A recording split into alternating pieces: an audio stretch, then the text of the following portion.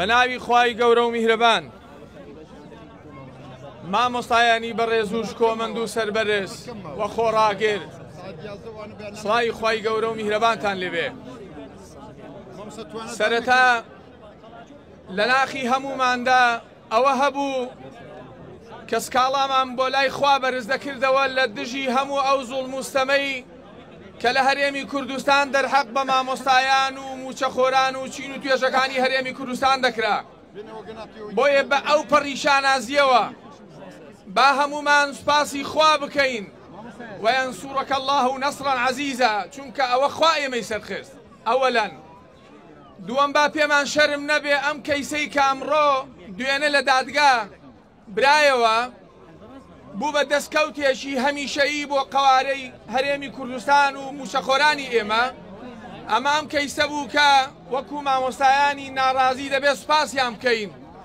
بریتی بوون لە یەکگرتووی ئیسلامی و دەستگای ستاندەر لەوێ شەڕی خۆنەویستانەیان دەکرد و ئەم کەیسەیان بە ئامانج گەیان. بۆیە گرنگە سوپاسی هەردوو لا بکرێن لەبیر نەکرێن. ئەمەی ئێستا ئێمەی لێرە کۆ کردوتەوە ئەم دەستکەوتەیە کە ئەم دوو جەهەتە بردیانەوە. بەڵام بە شانازیەوە وەکو دەستگای ستاندەر هەر چوار ئەندامەکەی کە دەعوامان لە محکەمەی ئیتیحادی تۆمار کردبوو مامۆستا بووین. هەستمان بە نەهامەتی و ناڕەحەتی موچەخۆرانی هەرێمی کوردستان دەکرد. نامەوێت درێژە بەوە بدەم کە دوێنێ چ گوزەرا لە محکەمەی ئیتیحادی، چونکە ڕاگەیاندنەکانی عێراقی و هەرێمی کوردستان هەمویان لەسەر خەت بوون و ڕاستەوخۆ تەرجمە دەکرا بۆ زمانی کوردی شیرین. ئەوەی ئەمڕۆ من دەمەوێت وەکو مژدەیەکی تر بیدەم بە ئێوە.